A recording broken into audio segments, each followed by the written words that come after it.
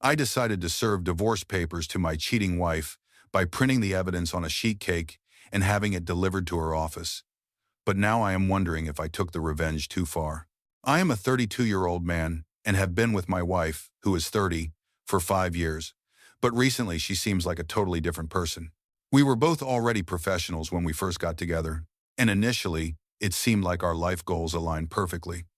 I attended a vocational school to master a specific trade skill.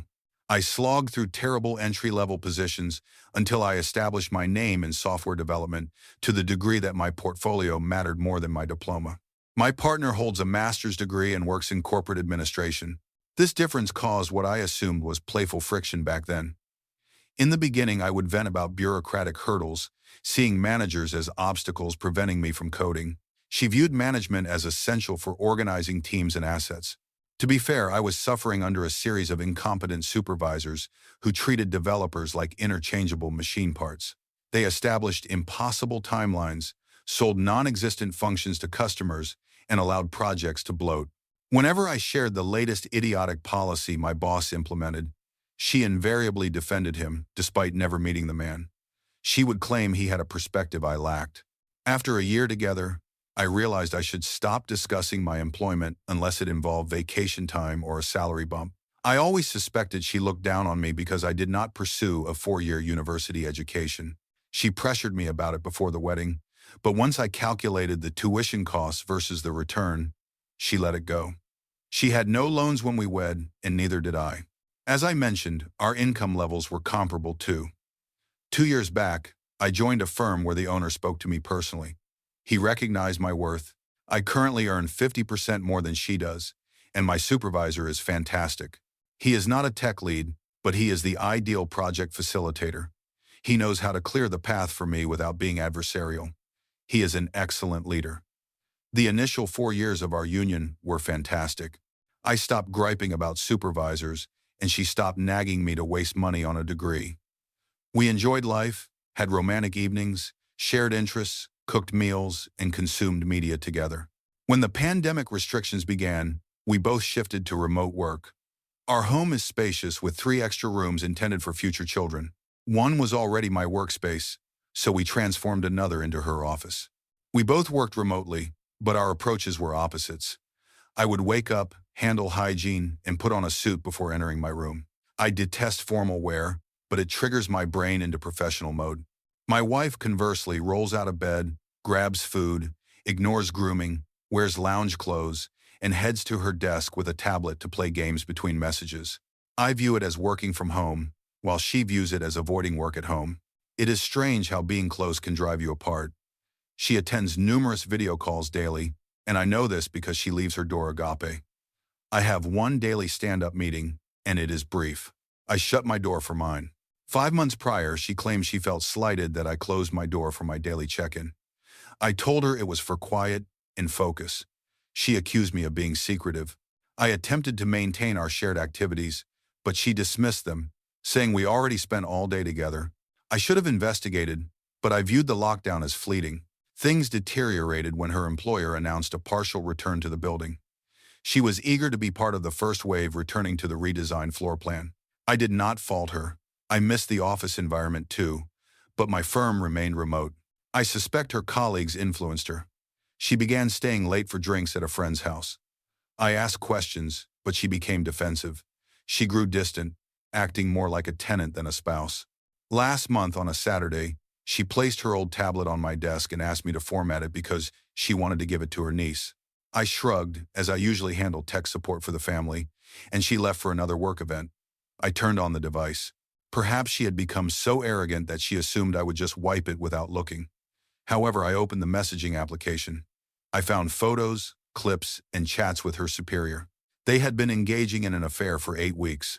I cannot articulate the sensation. It felt as if my circulation froze solid. It was like that moment in a movie where the heart monitor goes flat. I duplicated the files to a private cloud drive in search for legal counsel. I delayed confronting her because I needed a plan. I felt numb, like I was moving underwater. She did not notice or care.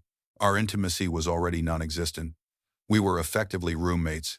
My attorney advised me to remain silent and hire a private investigator. For a month, we compiled proof while he drafted the divorce petition. He urged patience, and her coldness made it easy to wait.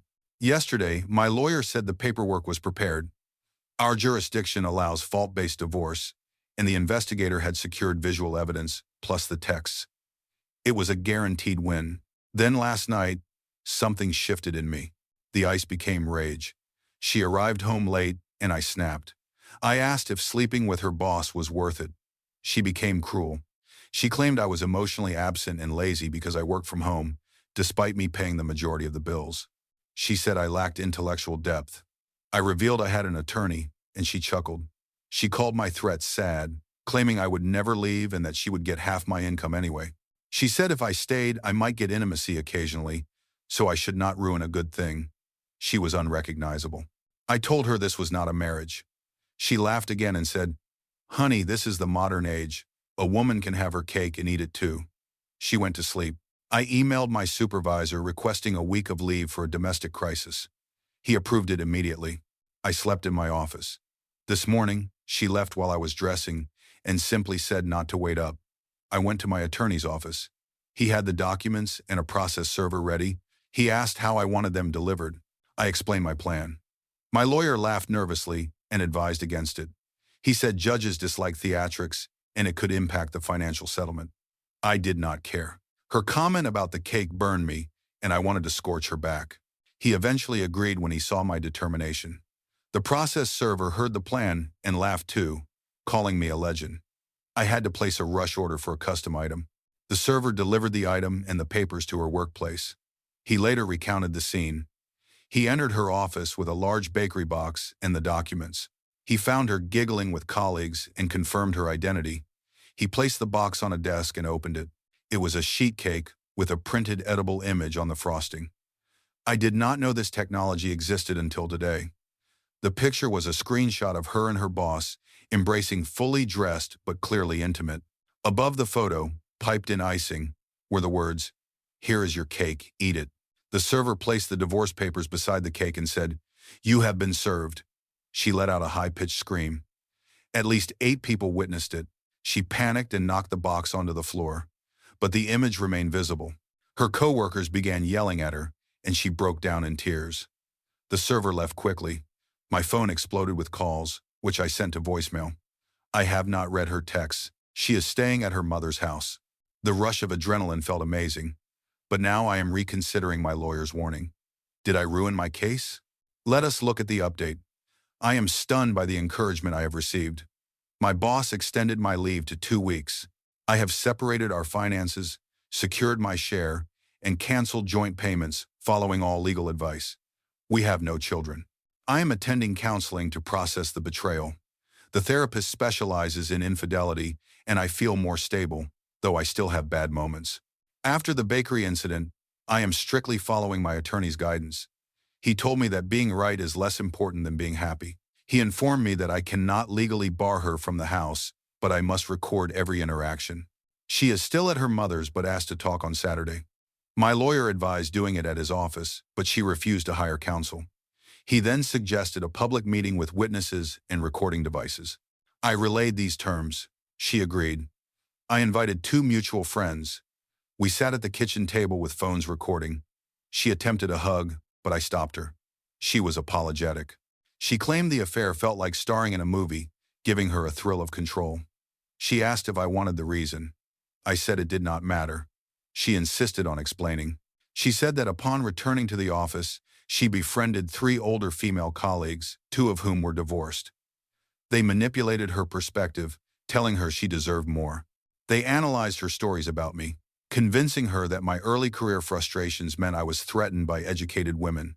They labeled me submissive and told her she needed an alpha figure.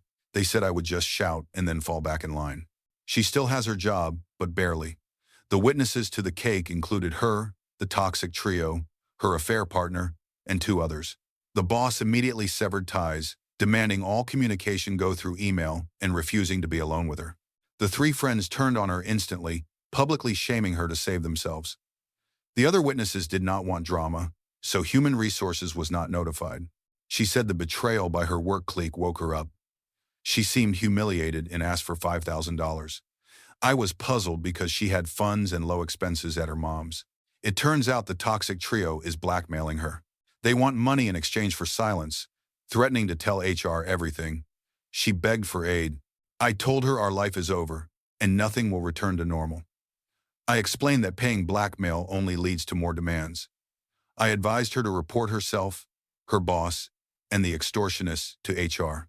It is better than living in fear. She hesitated but finally asked the big question. What about us? I told her there is no us. That is finished. She needs to get a lawyer. The most I could do was offer career advice, which is that she likely needs a new profession. I also suggested she needs therapy to understand how she went from mocking me to begging me for help in 1 week. She pointed at the cake incident, and I simply said, "Yeah, I am seeing someone for that." She left. I do not know if she will take the advice or pay the hush money. Why is it always the people at work?